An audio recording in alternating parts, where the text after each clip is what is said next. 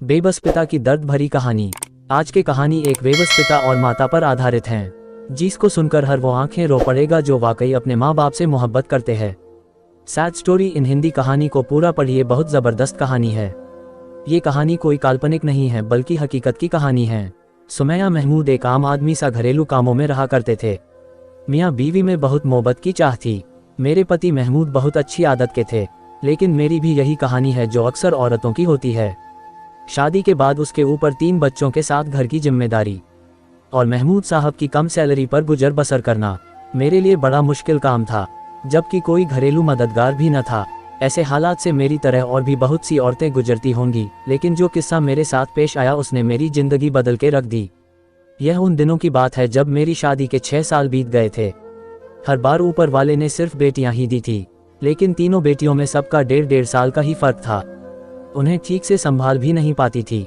महमूद का छोटा सा घर है, कम सैलरी, ना कोई नौकर न चाकर, छोटे छोटे बच्चों के साथ मुझे अकेले घर के कामकाज संभाले नहीं संभलते थे। महमूद भी अपने माँ बाप की इकलौते संतान हैं। अनूप रावत उनके आबा मेरे शादी से चंद साल पहले ही गुजर चुके थे और मेरी सास मेरी शादी की 1 साल बाद ही चल बसी थी। एक अकेली औरत के लिए कठिनाइयों से भरा हिस्सा में बड़ा मुश्किल होता। हालांकि वह महमूद साहब सुबह नाश्ता बनाने में मेरी मदद करते थे, लेकिन जब वो अपने ऑफिस चले जाते तो मेरा पूरा दिन घनचक्कर बने गुजरा करना पड़ता था। दिन बड़ी मुश्किल से गुजर रहे थे। घर पर मेरे अलावा कोई नहीं था जो मेरी बात सुनता है। महमूद शाम को घर लौटते तो वो भी आते ही बच्चों में लग जाते थे, और रात का खाना खाते ही हम दोनों अपनी जिम्मेदारियों से इस कदर थके मारे होते थे कि लेटते ही सो जाते थे। एक तो बच्चों की थका देने वाली जिम्मेदारी, उस पर घर की साफ सफाई, खानादारी, ये दिन मुझ पर बड़े कठिन गुजर रहे थे। लेकिन फिर एक दिन महमूद एक बड़ी सी उम्र के शख्स को अपने साथ घर ले आए और फिर मुझसे बोले कि लो बेगम साहिबा, तुम्हारा मसला ऊपर वाले ने हल करवा दिया है। आज से नौकर तुम्हारे सारे काम कर दिया करेगा और बच्चों को भी संभाल लेगा। जो काम कहोगे ये इनकार नहीं करेगा। वह शाम को 7 बजे के बाद वापस चला जाया करेगा।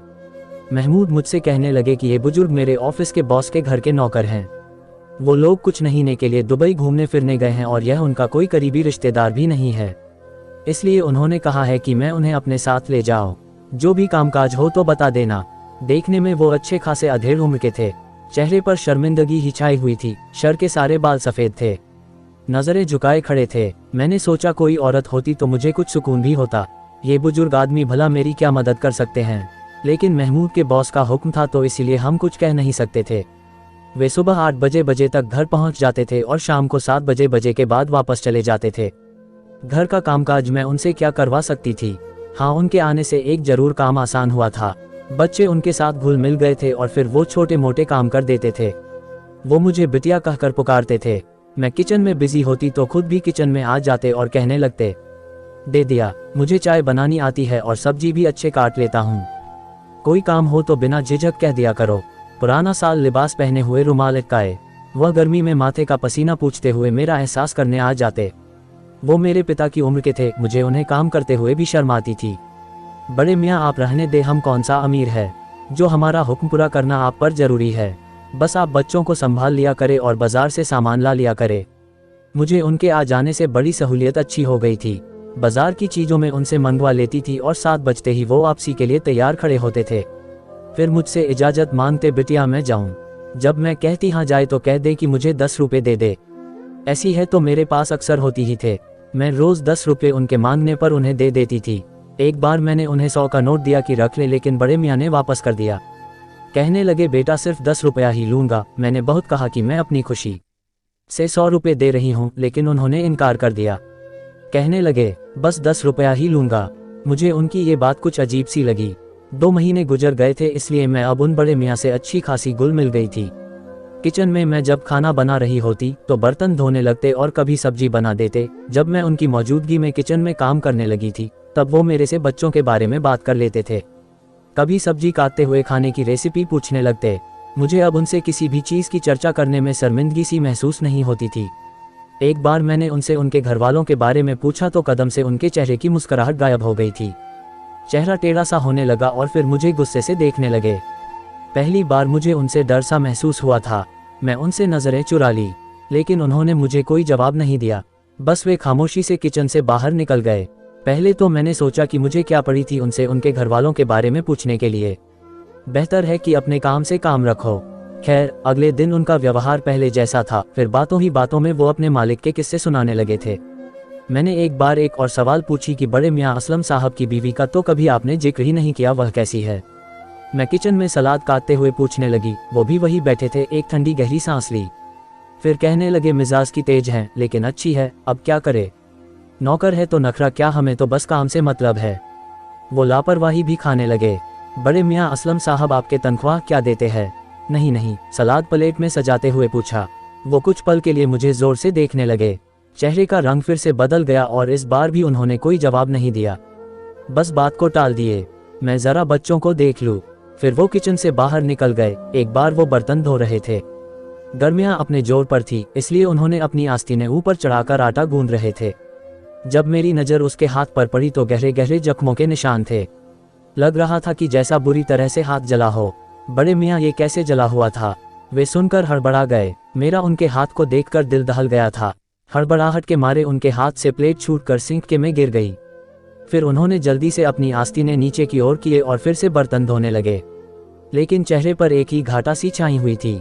ना जाने क्यों मुझे उन पर कुछ ऐसा शख्स होने लगा था। शाम के 7 बजते ही उन्हें बस वापसी की जल्दी होती थी। कई बार महमूद ने उनसे कहा भी था कि हमारे घर में एक कमरा मेहमानों के लिए खाली है, आप वहां आराम कर लिया करें या कुछ देर और रुक जाए। लेकिन नहीं, जल्दबाजी दिखाते, जैसे कोई उनका इंतजार कर रहा हो। एक बार खुद ही बातों बातों वो अपनी बीवी का जिक्र करने लगे।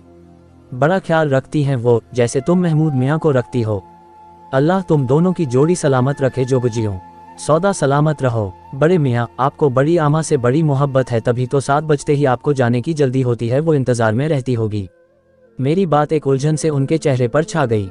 किसी गहरी सोच में डूबकर बोले, ठीक कहती हो बेटियां, मेरे इंतजार में ही होती है कि मैं जरा भी लेट हो जाऊं तो दरवाजे पर फिक्रमंदी से खड़ी राह ताकने लगती है। घर जाता हूं तो उसके पास बैठता हूं। पोतियां आकर गले लग जाती हैं, हाथ झूमते हैं, दादा अब्बा कहकर मेरे दाएं बाएं बैठ जाती है। बहू आकर सिर पर प्यार लेती है, पानी का गिलास लेकर देती हैं। बाबा मियाँ खाना गरम है कहिए तो लगा दुगु, लेकिन एक तुम हो कि खाना खिलाए बिना जाने ही नहीं देती। मुझे उसे रोज इनकार करते हुए शर्म आती है। फिर रात को बेटा घंटों टांगे दबाता रहता है। मैं कहता हूँ कि तुम खुद थके मारने आते हो, फिर मुझे क्यों दबाने आ गए। मैं भी दिन भर करता ही क्या हूँ। महमूद मियाँ और सुमैया मुझे काम कहाँ करने देते हैं, मेरा बड़ा ख्याल रखते हैं, लेकिन कहता है अब्बा मियाँ जब तक आपकी सेवा न कर दूं तो मुझे नींद नहीं आती। यह उनकी बातें सुनकर मैंने कहा, बहुत हैं जो माँ बाप की इतनी सेवा करती है। फिर बड़े मियाँ बोले, असलम की माँ जब तक दिन भर की सारी बातें मुझे न बता ले, उसे कहाँ चैन पड़ता है, बस उसकी बातें ही खत्म नहीं होती, आंख लग जाती है। ये कहकर वह हंसने लगे। मैं कहता हूँ, उम्र गुजर गई जमीली, पर तुम्हारी मोहब्बत अब भी वैसी ही है। फिर वो बड़े मियाँ मुस्कुराते हुए आंखों में आई नमी स्थापित करने लगे, जो शायद उनकी हंसना अब आंखों में आंसू भर आई थी। असल मोहब्बत तो बड़े मियाँ वही है जो बड़ी करती है, औरत की मोहब्बत कहाँ पुरानी होती है। वो तो बात गुजरने के साथ साथ और भी ज्यादा मजबूत होती चली जाती है।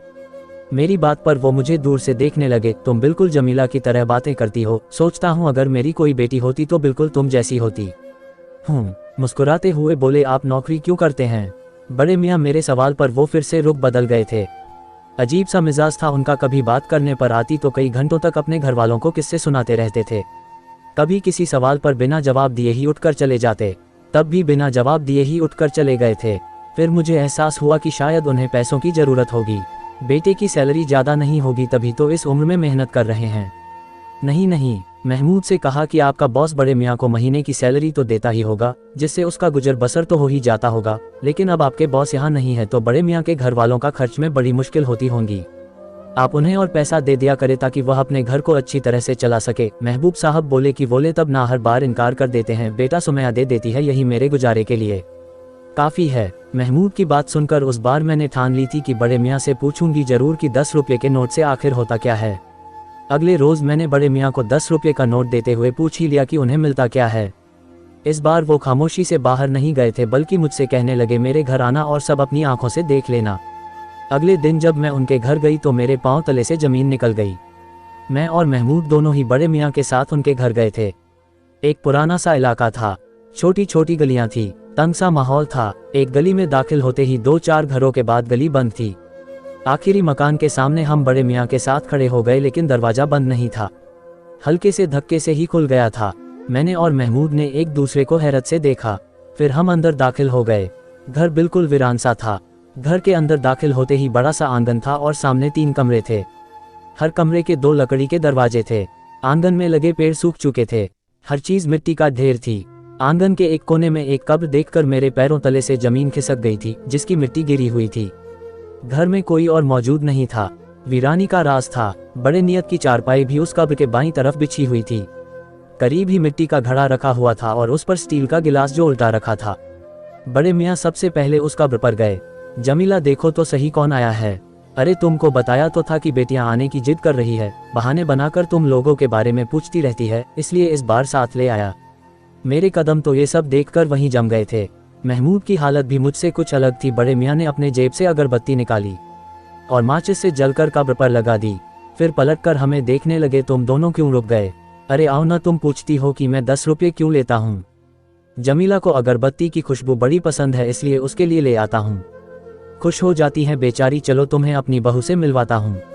बावर्ची खाने में होगी, वो मेरे लिए खाना तैयार करके रखती है।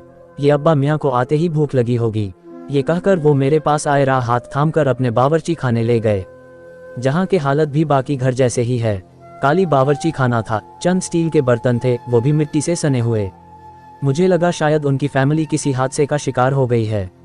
सभी शायद दुनिया छोड़ चुके हैं, इसलिए कार है, उसी से बचने के लिए बिना सैलरी के काम करते हैं।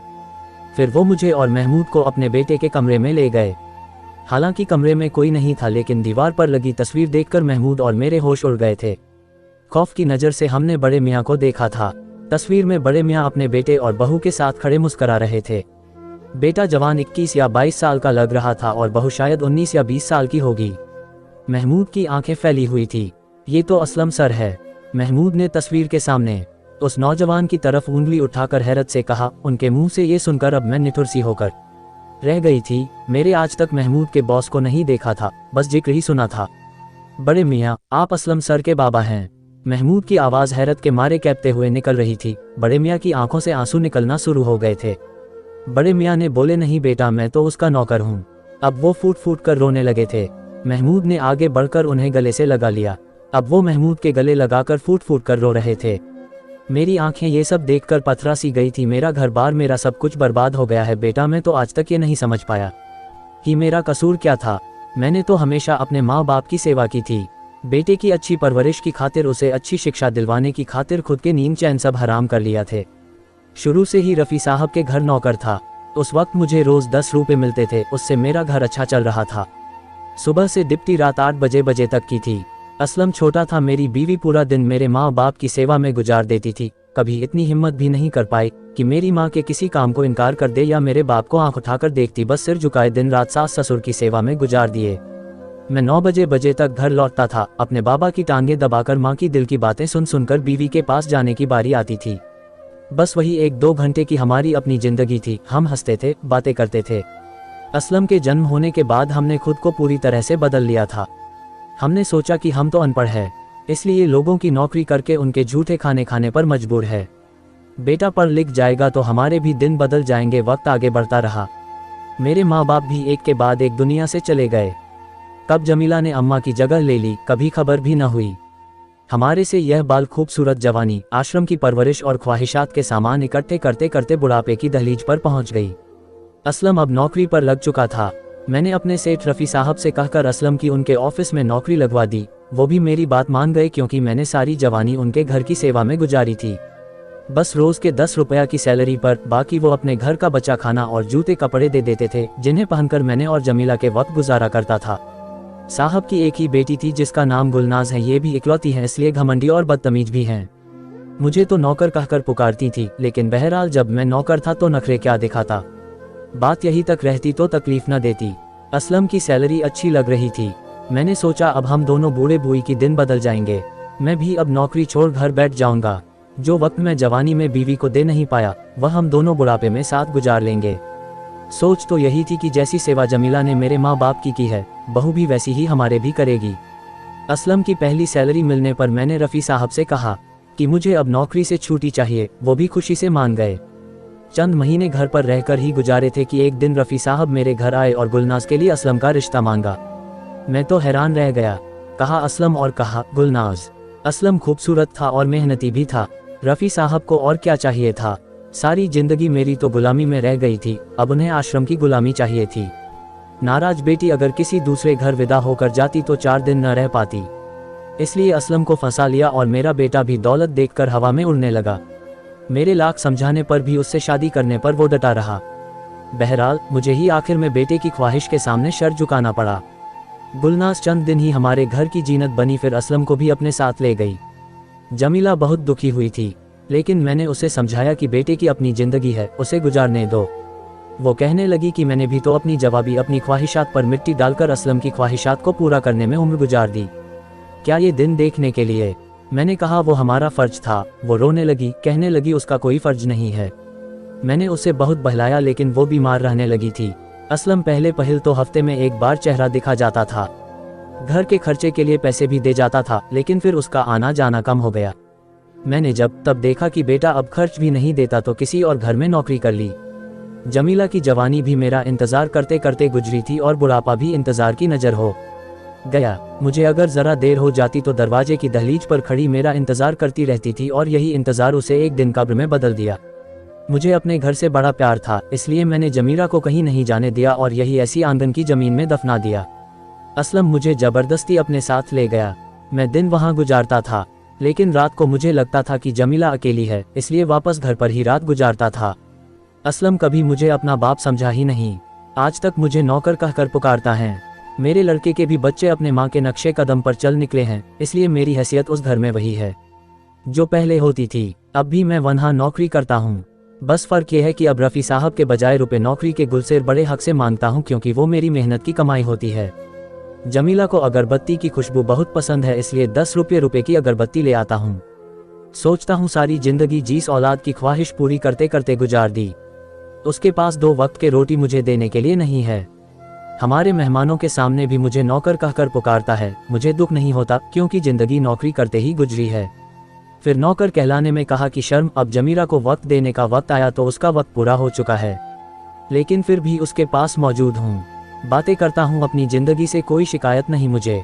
बड़े मियाँ की बातें हम दोनों मियाँ बीवी ने आंसू बहाते हुए सुन रहे थे। रो रो कर मेरी हिचकी बन गई थी। ये कैसा जुल्म था और कैसी अंधी नगरी थी। इतने बड़े घर के नौकरों की कौन सी कमी थी जो एक ससुर की सेवा नहीं की जा सकती थी। आज भी हम सभी के समझ में इस तरह के घटना हो रहा है। बेटे अपने माता पिता को उम्र गिराने पर देखभाल भी नहीं कर पा रहा है। यही बहुत ही शर्मिंदगी की बात है कि जिसे माता पिता ने अपने बच्चे के लिए सब कुछ कुर्बान कर देते हैं, वही बच्चा एक अपने माँ बाप का दुश्मन बन जाता है। आज की दर्द भरी कहानी आप सभी को कैसा लगा, आप सब जरूर बताइए। धन्यवाद।